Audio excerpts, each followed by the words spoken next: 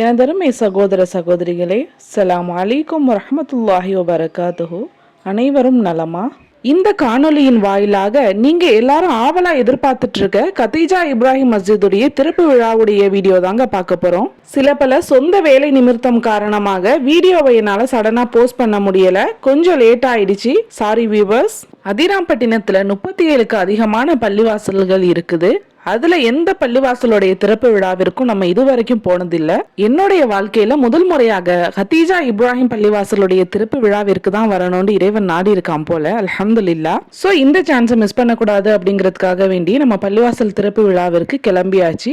Root தெரியாம ஏதோ ஒரு டைரக்ஷன்ல போய் டெட் எண்ட்ல மாட்டிக்கிட்டோம். அதுக்கப்புறமா லெஃப்ட்ல கட் பண்ணி கரெக்டான ரூட்டை பிடிச்சாச்சு. பள்ளிவாசலுடைய மினோராவுடைய டைரக்ஷனை ஃபாலோ பண்ணியே நம்ம போக ஆரம்பிச்சிட்டோம். மஸ்ஜிதுக்கு வரக்கூடிய மக்கள் இருட்டுல சிரமப்படக்கூடாதுங்கிறதுக்காக வேண்டிய surroundings full and full tubelight settings போட்டு வச்சிருந்தாங்க.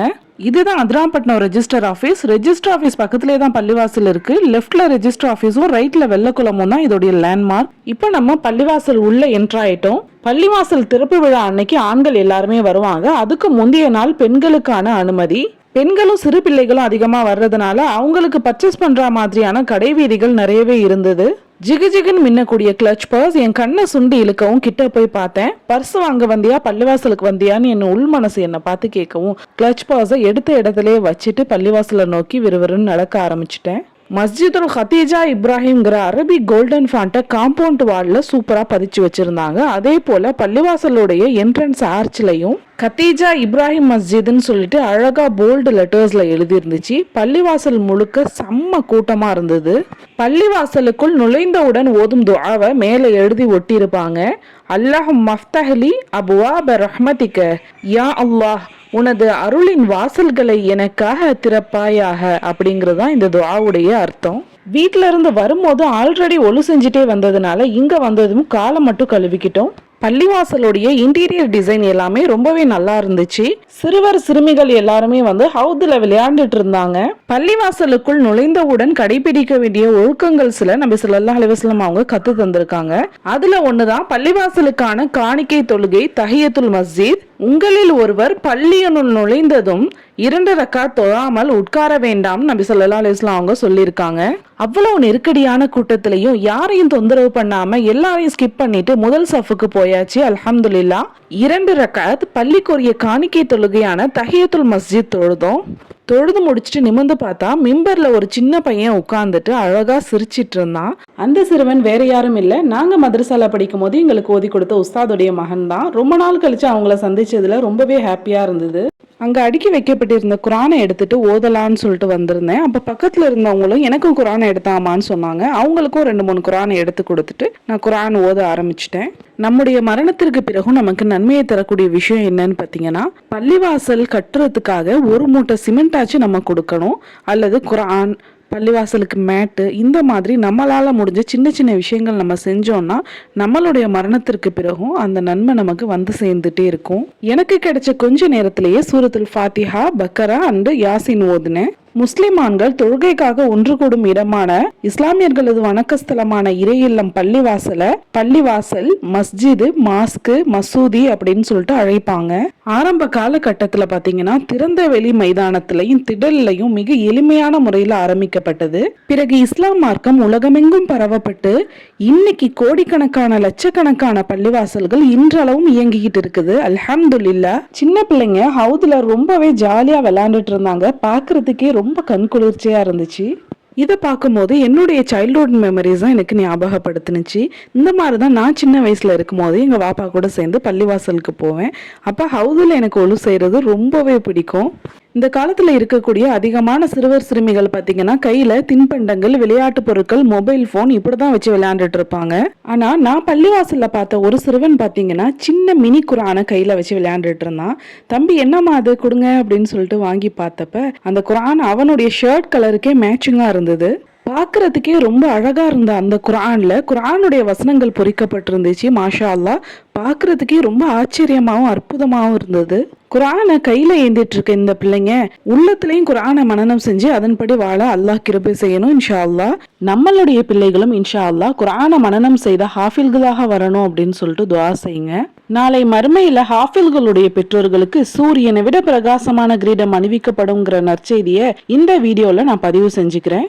குர்ஆனை ஓதிட்டு எல்லாரும் வச்சுட்டு போனதுக்கு அப்புறம் ஒரு சகோதரி கபோர்ட்ல நீட்டா நேர்த்தியா குர்ஆனை அடுக்கி வச்சிருந்தாங்க. மாஷா அல்லாஹ். நம்ம செய்யக்கூடிய சின்ன உதவி கூட நமக்கே தெரியாம நிறைய நன்மைகளை அள்ளி தரக்கூடியதாக இருக்கும். சில பெண்கள் சேரை யூஸ் பண்ணி தொழுதவங்க சேரை அப்படியே அங்கங்க விட்டுட்டு போயிட்டாங்க.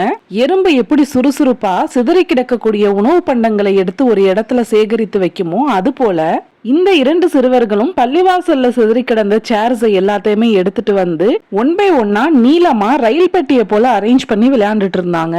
ரயில் பெட்டியை கோர்வு செஞ்சுட்டு இருக்க வேலை மும்மாரமா நடந்துட்டு இருக்கும் போது ஒரு சேரை மட்டும் உல்டாவா அரேஞ்ச் பண்ணிட்டாப்ல.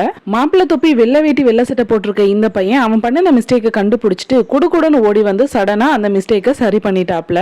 பெரியவங்களோட சேர்ந்து பள்ளிவாசலுக்கு வரக்கூடிய சிறுவர்கள் பள்ளிவாசல்ல ஏதாவது சேட்டை பண்ணுனாங்க அப்படின்னு சொன்னா அவங்கள திட்டக்கூடாது, அன்பா சொல்லி அவங்கள கண்டிக்கணும்.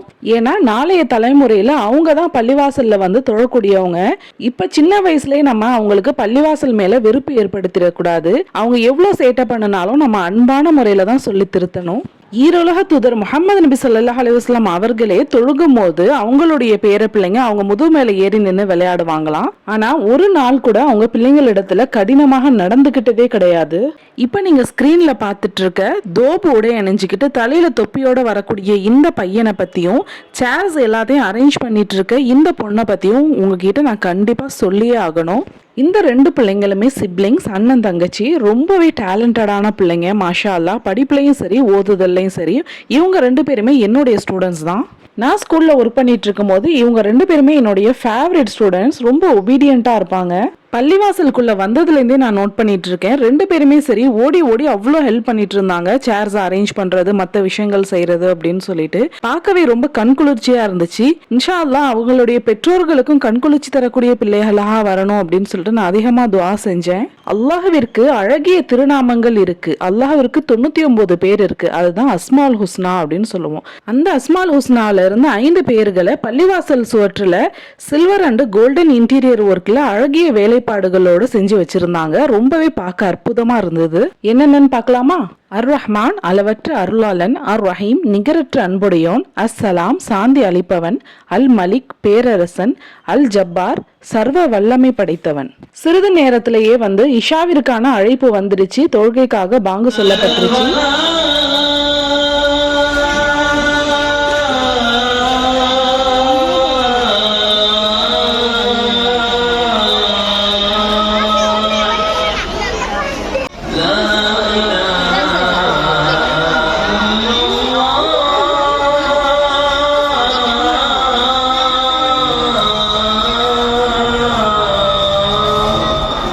பாங்க சொல்லிட்டு முஅத்தின் வெளியேறிட்டாங்க. பாங்க சொல்வதற்காக அல்லாஹ் தஆலா நமக்கு எவ்வளவு நன்மையை வழங்குறான் அப்படிங்கிற விஷயம் நமக்கு தெரிஞ்சிச்சுன்னா அதுக்காக மக்கள் வந்து போட்டி போட்டுக்கிட்டு வருவாங்களாம். அந்த அளவுக்கு அதிகமான நன்மைகள் கிடைக்கும்.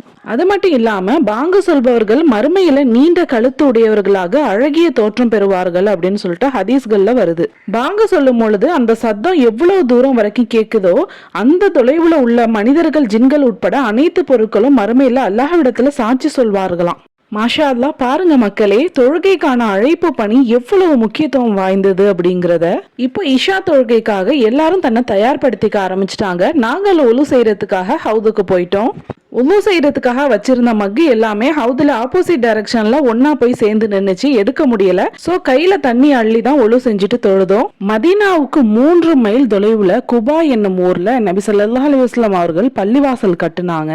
அபூபக்கர் சித்திக் ரலியல்லாஹு அன்ஹு, அலி ரலியல்லாஹு அன்ஹு போன்ற சஹாபாக்களும் மற்ற அன்சாரி தோழர்கள், அதாவது மதீனாவாசிகளும் சேர்ந்து பள்ளிவாசலுடைய கட்டுமான வேலைகள் செஞ்சிட்டு இருக்கும் போது ரசூலுல்லாஹும் சேர்ந்து எல்லா வேலைகளும் செய்வாங்களாம். இந்த காலத்துல ஒரு ஹையர் போஸ்டிங்ல உள்ளவங்களோ அல்லது மேனேஜர் கிட்டயோ நம்ம ஒரு வேலை சொன்னா கூட என்ன பார்த்துட்டு இந்த வேலை செய்ய சொல்றியா அப்படின்னு சொல்லிட்டு தலகணத்தோட இருப்பாங்க.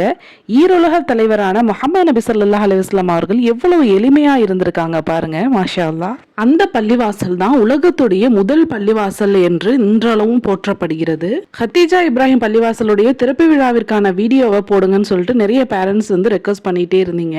உங்களை ரொம்பவே காக்க வச்சுட்டேன். I'm so really sorry. பள்ளிவாசல் லொக்கேட் ஆயிருக்க இந்த ஏரியா மற்ற நாட்கள்ல ரொம்பவே இருட்டா அமைதியா இருக்கும். இன்னைக்கு பள்ளிவாசலுடைய திறப்பு விழாங்கிறதுனால வண்ண விளக்குகளால அலங்கரிக்கப்பட்டு பள்ளிவாசல் ரொம்ப பிரகாசமா இருந்துச்சு. மாஷா அல்லாஹ். மினோராவை பாருங்க எவ்வளவு அழகா இருக்கு அப்படின்னு சொல்லிட்டு. அதுக்கப்புறமா வெளியில இருக்கிற ஷாப்பிங் ஸ்டால்ஸ் எல்லாம் பார்த்துட்டு வரலாமேன்னு சொல்லிட்டு வெளியே போனோம். எல்லாருமே செருப்பை விட்டுட்டு வந்த இடத்துல செருப்பை காணோம் அப்படின்னு சொல்லிட்டு தேடிட்டு இருந்தாங்க. எத்தனையோ பேர் தன்னோட செப்பல் பத்திரமா இருக்கணும் அப்படின்னு சொல்லிட்டு காம்பவுண்ட் ஃபுல்லா செப்பலை அரேஞ்ச் பண்ணி வச்சிருந்தாங்க. ஒட்டகத்தை கட்டி போட்டுட்டு பிஸ்மில்லாஹி தவக்கல்தல்லான்னு சொன்னா நம்ம பொருள் நம்மளை விட்டு எங்கேயும் போகாதுன்னு சொல்லுவாங்க. அது போல நானும் என்னோட செப்பலை கழட்டி போடும் போது பிஸ்மில்லாஹி தவக்கல்தல்லான்னு சொல்லிட்டு போட்டேன். கொஞ்ச நேரத்துக்கு முன்னாடி செப்பலால நிறைக்கப்பட்டிருந்த காம்பவுண்ட் சவர் தாங்க இப்ப நீங்க பாத்துட்டு இருக்கிறது. பார்வையாளர்கள் எல்லாரும் போனதுக்கு அப்புறம் எடுத்த வீடியோ இது. எக்ஸிட்ல பாத்தீங்கன்னா பள்ளிவாசலை விட்டு வெளியேறும் போது ஓதும் துஆ எழுதி ஒட்டியிருக்கும்.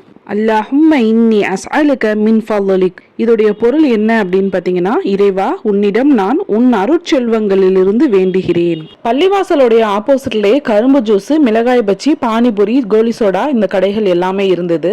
நம்ம பள்ளிவாசல் திறப்பு விழாவிற்கு தான் வந்திருக்கோம். எதுவும் பர்ச்சேஸ் பண்ணணுங்கிற ஐடியால வரல. அதனால நம்ம பர்சு பணம் எதுவுமே கொண்டுட்டு வரல. பேரண்ட்ஸ் சின்ன பிள்ளைங்களை வெளியில நைட் டைம்ல அனுப்புறதே பெரிய விஷயம். அதுல ஐஸ்கிரீம் வாங்கி கொடுப்பாங்களா? கண்டிப்பா கொடுக்கவே மாட்டாங்க. இந்த மஃப்ளர் போட்டிருக்க குட்டி பையன் ஐஸ்கிரீம் கேட்டு ரொம்ப நேரமா கெஞ்சிட்டே இருந்தான். கொடுக்க முடியாதுன்னு சொன்னதுக்கு அப்புறமும் தன்னோட பிஞ்சி விரலால குல்ஃபி பாக்ஸை ஓபன் பண்ண ரொம்பவே ட்ரை பண்ணா. இதை பாக்குறதுக்கே ரொம்ப கியூட்டா இருந்துச்சு. எப்பொழுதுமே நம்ம சதக்கா செய்யும் பொழுது வரக்கூடிய ஜெனரேஷனான பிள்ளைங்க கையில பணத்தை கொடுத்து சதக்கா செய்ய வைக்கணும். இந்த மாதிரி நம்ம பழக்கிறதுனால பிள்ளைகளுக்கு, ஏழைகளுக்கு உதவி செய்யக்கூடிய நற்பண்புகள் உண்டாகும். எல்லா கடைகள்லயும் பாத்தீங்கன்னா அவ்வளவு கூட்டமா இருந்துச்சு. ஆனா இவங்க கடை மட்டுமே ரொம்ப வெறிச்சோடி கிடந்தது. இந்த உடன் தஸ்பீ மணி நான் வாங்கிக்கிட்டேன். இங்க மத்தபடி ஆயுதல் குர்ஷி ஸ்டிக்கர், சுர்மா, தஸ்பீ மணி, மோதிரம், மிஸ்வாக்கு, தொப்பி இந்த மாதிரி பொருட்கள்லாம் வித்துட்டு இருந்தாங்க. இப்ப நீங்க பாத்துட்டு இருக்க இந்த டாய் ஸ்னேக்கு பார்க்கவே பயங்கரமா இருக்குல்ல. இதை பத்தின ஒரு ஷார்ட்ஸ் வீடியோ நம்ம சேனல்ல போட்டிருக்கேன். பார்க்காதவங்க கண்டிப்பா அந்த வீடியோவை பார்த்துட்டு வாங்க. துடிக்கக்கூடிய இந்த பட்டர்ஃப்ளை கிளிப்பை பார்த்த உடனே என்னுடைய சைல்ட்ஹுட் மெமரிஸ்லாம் பட்டர்ஃப்ளை ஆட்டம் பறக்க ஆரம்பிச்சிடுச்சு. சின்ன வயசுல இது என்னுடைய ஃபேவரட் கிளிப்பு.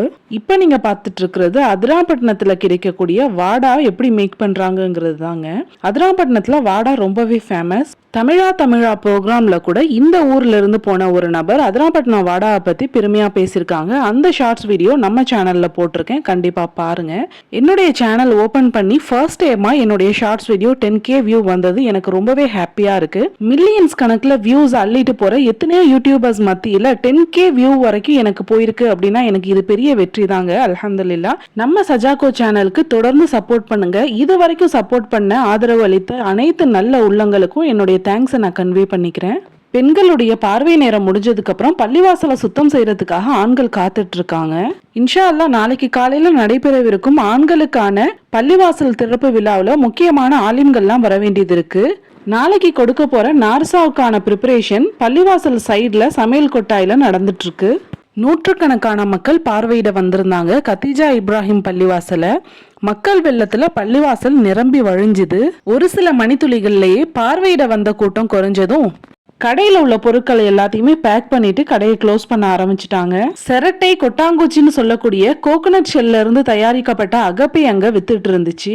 அந்த காலத்துல அகப்பைங்கிற சொல்லுதான் புழக்கத்துல இருந்துச்சு. நாளடைவுல அது வழக்கு சொல்லாக மாறி ஆப்பைன்னு சொல்ல ஆரம்பிச்சிட்டோம். பள்ளிவாசலுடைய கேம்பஸ்ல இருந்துட்டு நான் ஒரு விஷயத்தை இங்க பதிவு பண்ண விரும்புறேன். இறைவனுக்கு விருப்பமான இடம் பள்ளிவாசல், இறைவனுடைய வெறுப்பிற்குரிய இடம் கடை வீதிகள். பள்ளிவாசல் திறப்பு விழாவில் நிறைய வீடியோ எடுத்திருந்தேன். ஆனா வீடியோ ரொம்ப லென்த்தியா போறதுனால அதை அப்படி ஷார்ட்டா சுருக்கி உங்களுக்கு ரத்தின சுருக்கமாக கொண்டு வந்திருக்கேன். இந்த வீடியோ உங்களுக்கு கண்டிப்பா பயன் தரக்கூடியதாக இருக்கும் அப்படின்னு நான் நம்புறேன். வீடியோ பிடிச்சிருந்தா மறக்காம நம்ம வீடியோக்கு ஒரு லைக்கை போட்டுட்டு நம்ம சேனல்ல சப்ஸ்கிரைப் பண்ணிருங்க.